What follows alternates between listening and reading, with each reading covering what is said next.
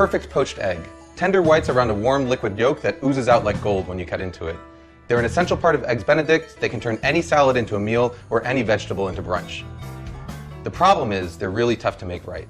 So you've probably read all the tricks and know all the secrets. Add vinegar to your water. Add salt to your water. Don't add salt to your water.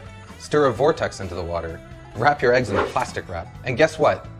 None of them really work. After years of testing, I've only come across one method that works every single time, and all it requires are two things. The first is a really fresh egg.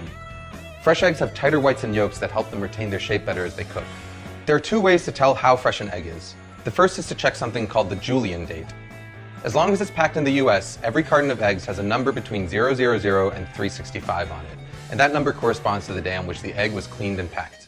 So a number of 000 would mean January 1st, 003 would mean January 4th, and so on. All you really need to know is that the higher the number, the fresher the egg. You can also tell how fresh an egg is by carefully putting it into a cup of water.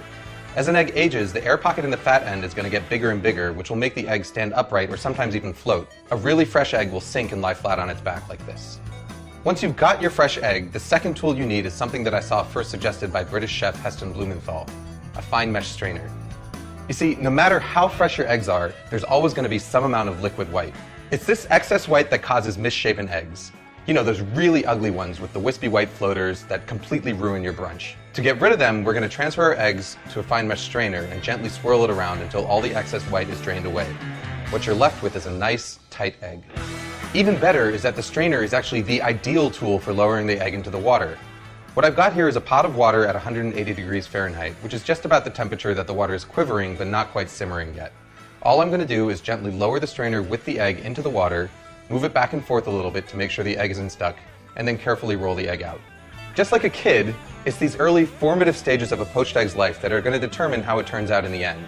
Using a round bottom strainer and this rolling motion is going to help ensure that you get a nice tight poached egg that's egg-shaped.